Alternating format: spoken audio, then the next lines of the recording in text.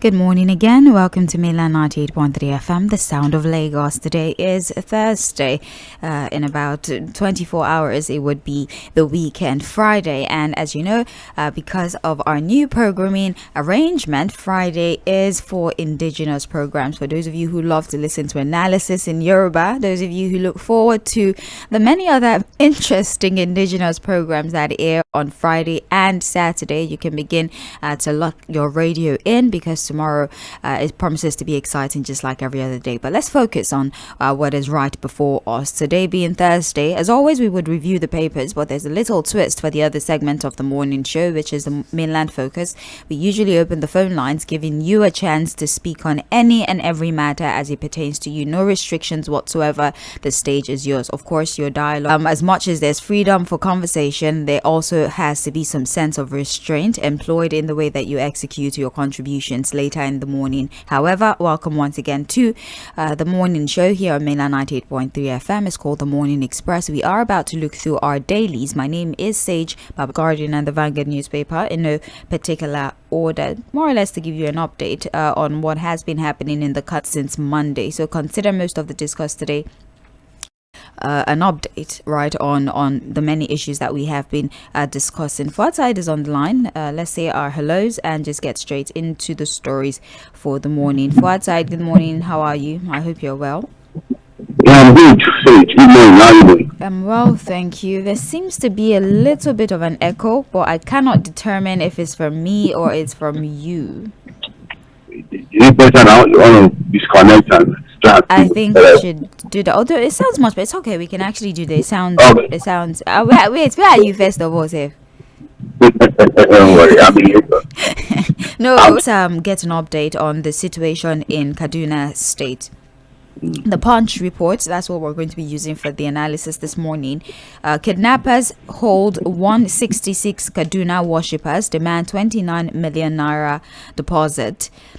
Tʀᴇɪᴅs community in southern Kaduna has been thrown into panic following the mass abduction of 177 Christian worshippers, the second attack in a week. On Sunday, gunmen attacked 3 churches in the community and whisked away more than 100 worshippers. However, on Monday, the Kaduna State Government Police Command and chairman of the Kajuru local government area dismissed the report as falsehood after chairman, Northern Chapter of the Christian Association of Nigeria, Reverend Joseph Hayab, confirmed the incident to journalists in Kaduna.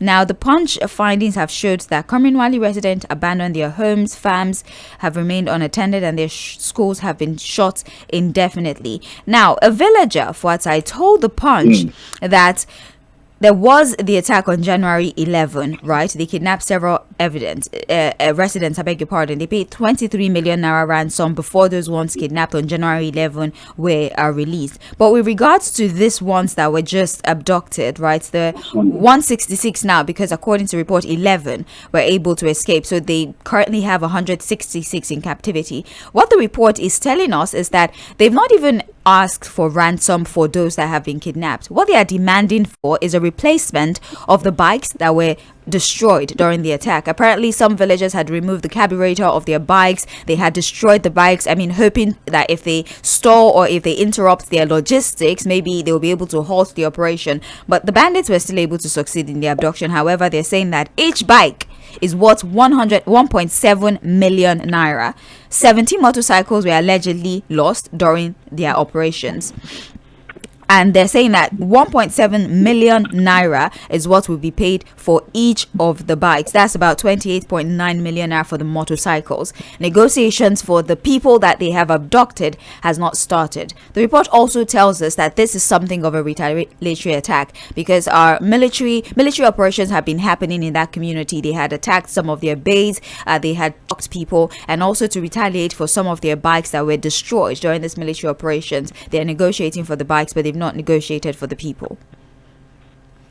Well, Finch, like they say in the street, how you are, this is where we are. I mean, abducted Nigerians and are demanding that look, recent military operations that have seen to the destruction of our set of the negotiation. You must also think talk because this is the money you are talking about now. Thank God you read out the story. We destroyed our bikes. You must replace them. The nature or the situation of where we are as a country when it comes to really tackling this menace. I don't know, we don't really see a proper response from the Kaduna State government. The Kaduna State government has gone quiet. And now that the captives are still there, 1/6 of them.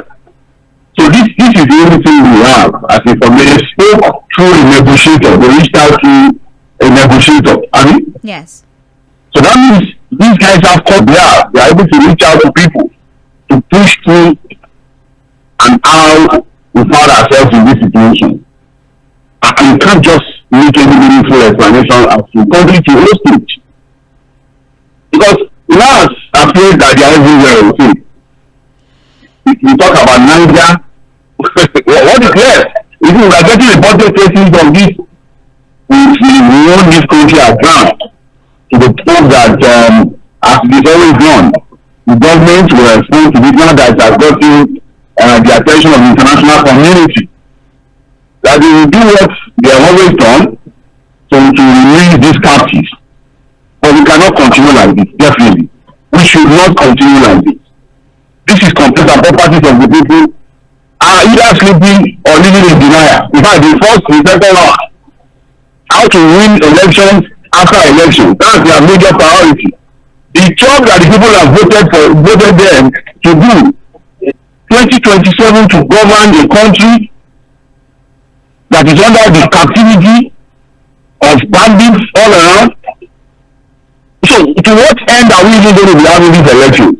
To just put people in power who just want to perpetuate themselves in power for the sake of being in power, and then the people cannot feel safe in their homes? This is unbelievable, but again, what can we do? Continue to say these things and hope that look, they will look up to their responsibility. Let's hope so. Well, that is the situation, how they would respond to this demand. Fast-track trial of 5,000 insurgents. Now, about 5,000 individuals suspected of involvement in terrorism-related activities are currently being held in pre-trial detention facilities across the country. The large number of detainees have created a significant backlog of terrorism cases. This was contained in the 2025 to 2030 strategic plan of the National Counterterrorism Center, a copy of which was obtained by the newspaper. Track prosecution or dismiss cases lacking sufficient evidence. At this present, there are approximately 5,000 cases, and the NCTC legal team has been working with the defense staff and the Federal Ministry of Justice to support the review of these case files and where appropriate. So, Fuad, once again, the convolution of our justice system, 5,000 of that has been very difficult, but as it stands, prosecution is to be sped up. Let's try them. If they're guilty, let's punish them appropriately. If there's no evidence to substantiate the case, they might as well be on their way. Well, I think that one of our regular callers will always demand for special courts for crimes like this. Can we have special courts so that we can expedite the trial of these persons who have been accused of getting involved in terrorism-related offences? Sharp, those ones are sorted out.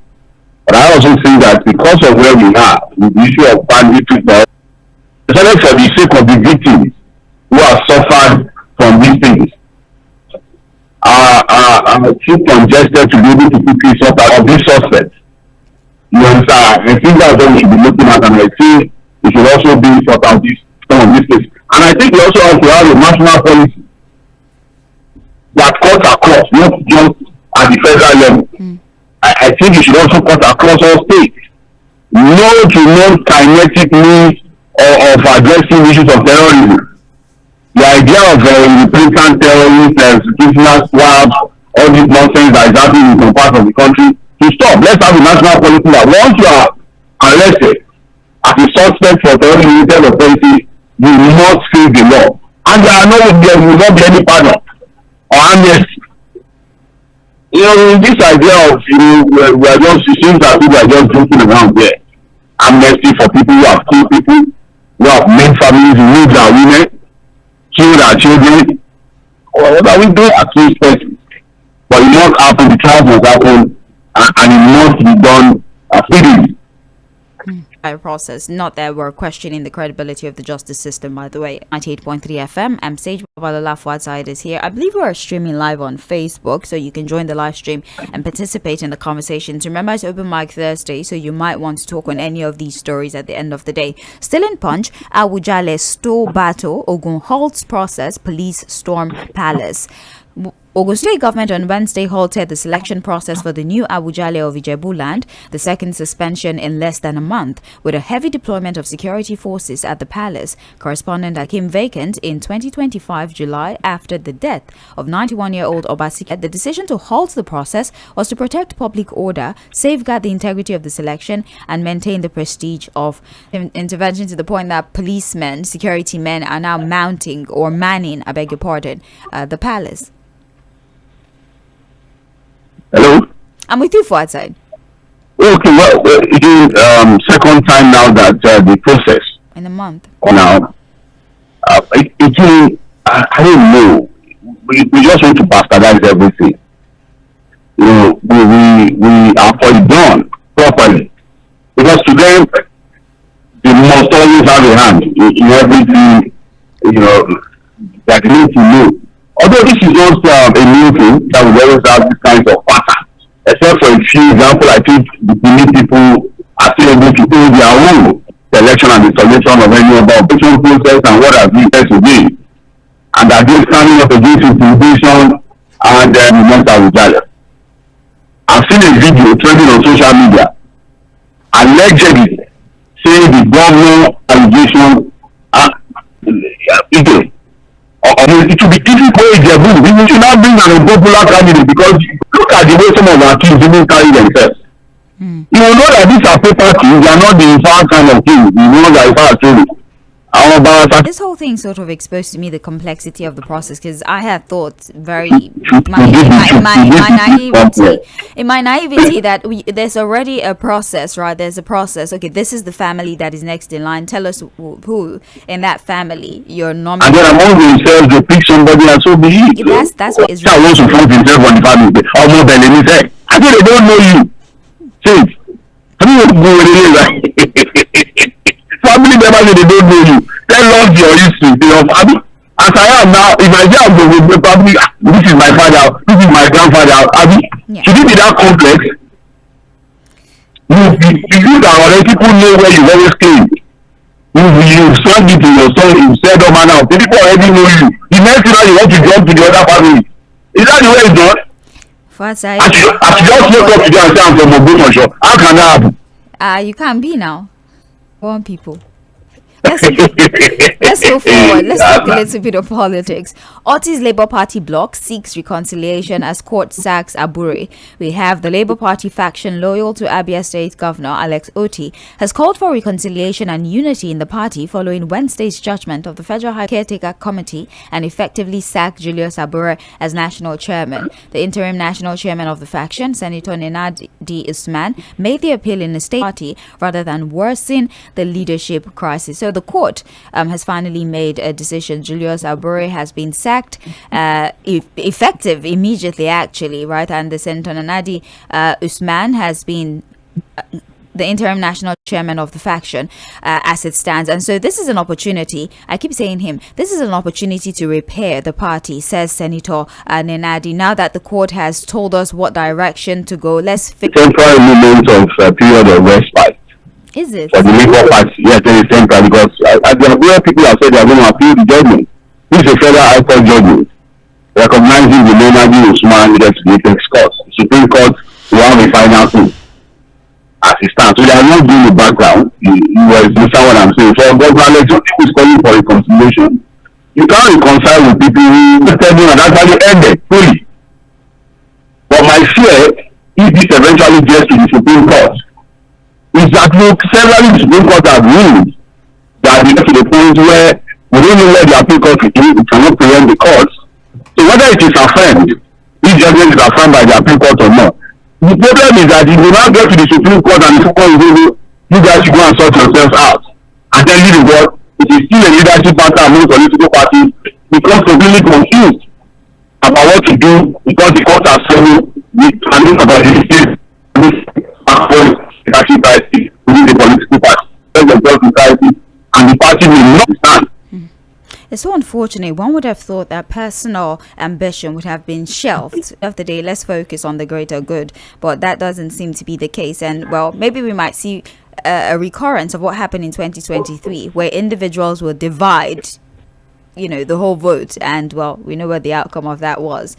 Anyways, for outside, we move now to 3FM. We're moving now to the Guardian newspaper. CSOs seek minister's resignation over contractors' 4 trillion naira debt. We have association warns of debt adverse impact on economy over the non-payment of 4 trillion naira debt allegedly owed to local contractors. And the Deputy Speaker of the House of Representatives, Benjamin Kalu, and a presidential directive issued last December for the clearance of the backlog. The CSOs in the statement signed by Wisdom Abba of the National Vanguard for Accountable and Transparent Democracy, Stephanos Pam of the Nigerian Young Professional Forum, Babatunde Bidapo of the Movement for Accountable and Good Governance, among others, accused the minister of failing to implement President Bola Tinubu's directive on the immediate settlement of outstanding obligation to the indigenous contractors. More updates for outside on the protest. Now, CSOs are asking that the minister resign. The minister, Dr. Doris, resign. But up until this very moment, she has not done anything of the sort. It's now almost like presidential. How we expect a presidential order to ensure the payments of to these contractors. It is the money available. That should be the question. What is the Minister of State for Finance we are talking about here? We have a Minister of Finance. Why do the Minister of State for Finance is junior minister? More like it was said that even contractors stop that from using our office. There is no people calling them over. It's become a very casual situation. Firstly, we heard that they have to take coffee to block the entrance of Israel. Now, the CSOs are doing it. I don't know why it's at the center of this and nobody seems to be talking about the new Minister of Finance. Unless it was said that, look, is it better now? Okay, yeah. Okay. So what I'm saying is that we cannot exonerate the government. It cannot be the Minister of State for Finance problem. The question, the budgetary provisions for 2024 and 2025, those monies were not eventually released. Disbursed, yeah. They were not disbursed because yes, we meet contractors. If we don't have the money, why is it that we don't have the money? Despite huge revenue generation and what have you. If we have the money, why have we not paid them? And I'm surprised that up to now, the government has not given any reasonable answer as to why it is better than change. Some of them will at least be happy that they got into pass. But up till now, nothing has happened. Banks are harassing a lot of the contractors. Some of them are already that these guys, all the contractors are a problem. And I don't know. Go ahead. The bank won't even come because of the guarantee of the contract with the government. Well, there you have it. That's the situation. Again, let's see if the federal government will be able to wade into the situation in their own capacity and not just an executive order. Is at the well, only people you are doing electoral that is the money available. They can make the payments in tranches for outside. It doesn't have to be the entire 4 trillion, right? They can reach an agreement then. Or the money is available, the minister is keeping it. I mean, we wouldn't know for our side. We wouldn't know. But you remember on your state, it's 50 billion. Some of it keeps kept 20. Yeah, diesel import from India into West Africa has surged to record levels, showing the region's dependence on overseas refined fuel, despite repeated policy commitment to boost its diesel, as Dangote Refinery, Walter Smith Refinery, Edo and Aradel Refinery supply a combined 6.1 million litres per day, compared to daily demand of 17 million litres. Data from S&P Global Commodity at by early 2026, as structural supply gaps persist across the region's largest economy. Apparently, our daily consumption is about 17 million litres, but Dangote and all the other 3 refineries can only supply 6.1 million litres. West Africa is depending on Indian diesel, but Nigeria, 63% of our demand is met by this domestic sustainability, where we can refine and take care of our own internal needs. Well, the NNDPRA, this is, so they are telling us now, consumption in Nigeria, we do 17 million litres every day. Yeah. For example, is an oil producing nation. So what it means is that we just have refineries, functional refineries. So a a country that is not an oil producing nation is able to build refineries, and we are now going out there to bring refined petroleum products into the country from that particular country. I don't know how to explain this. So why we are still not able to ensure that we are able to take care of our own domestic needs as an oil producing nation. For petrol, we are still largely, according to the NNPCRA, despite Dangote refinery, we are still largely importing these products into the country. So for diesel, the same thing, and I agree for Jet A1, the same thing too. So no matter what happens, we must continue to import these products into this country and inflation by importing these things into the country. But I think that you don't have to be an expert to understand that does not just make any sense. Wouldn't it be better for the state government and the authority in the oil sector don't understand that it does not just make sense that as an oil producing nation we cannot run refineries to refine petroleum products? It's not basic common sense. Well, I don't think it's a sense that we've been able to apply, right, to our oil sector Why? particularly. Why? I wouldn't know that actively in the sector for outside. Plus, I'm a lazy Or journalist. maybe they don't know what we are saying. Or they know the previous one to do it. Or they don't have the capacity to do it.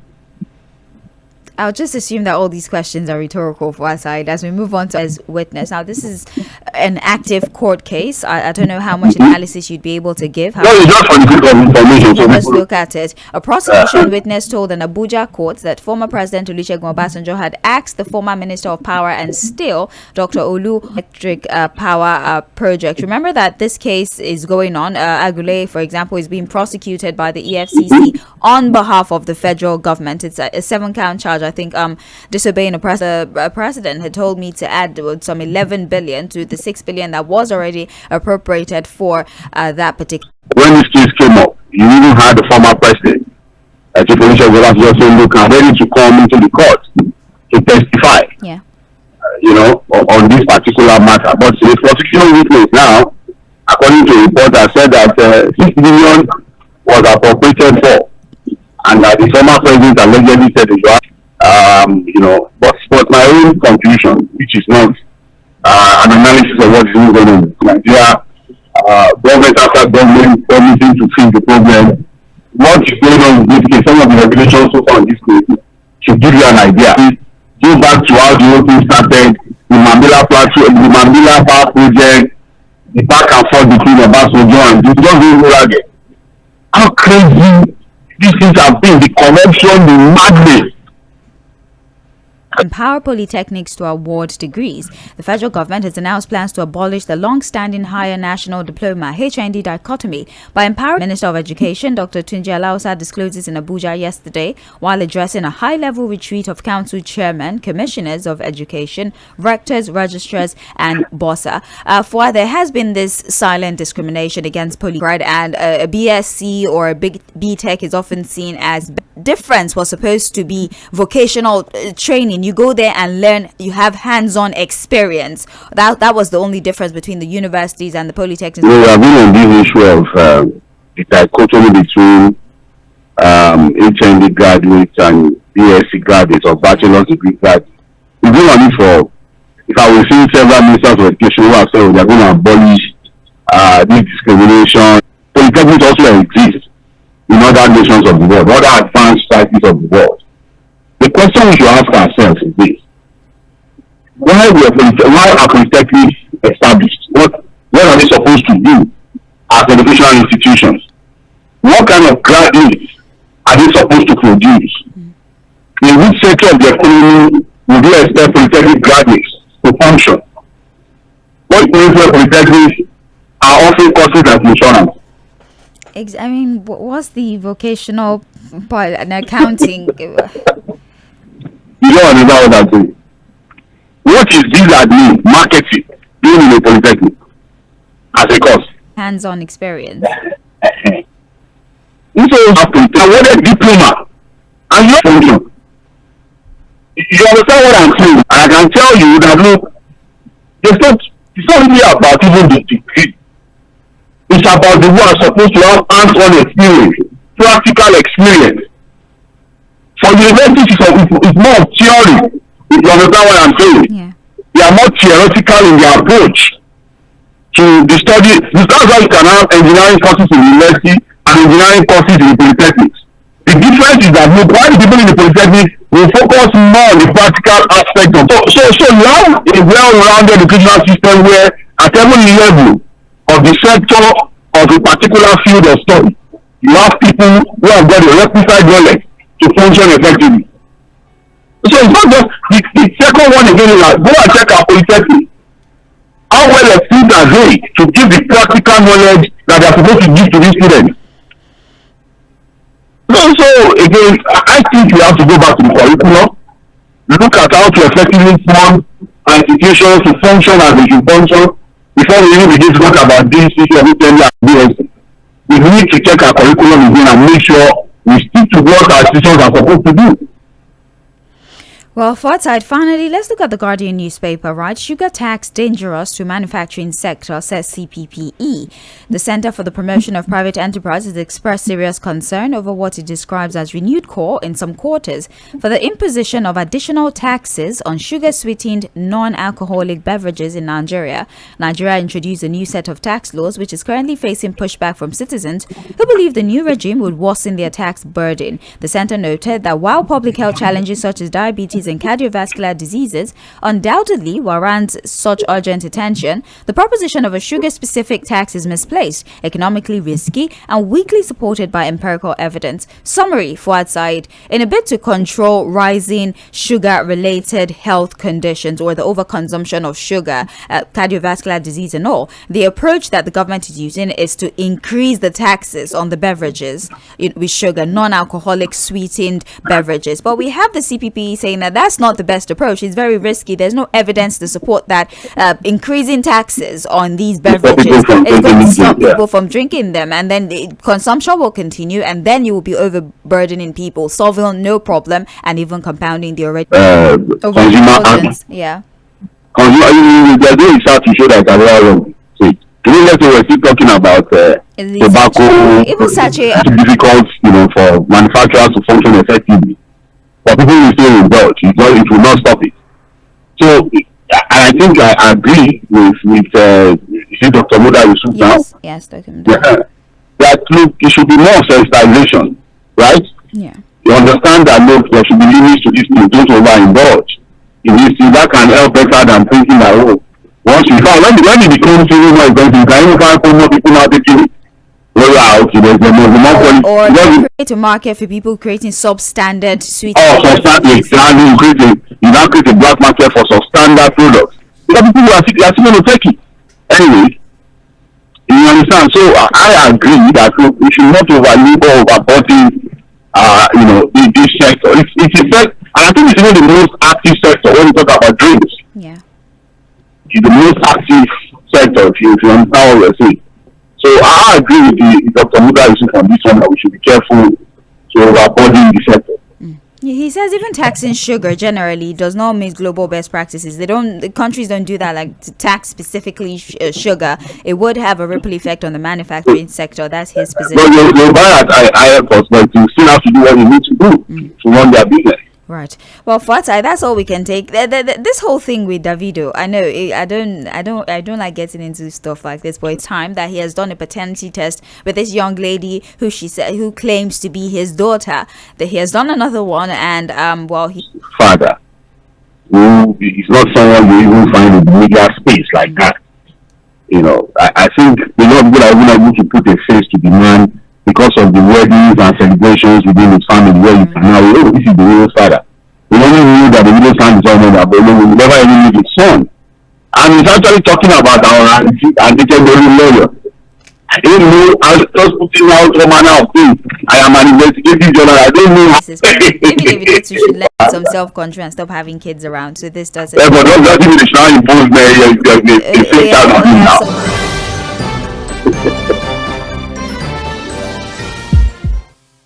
8.3 FM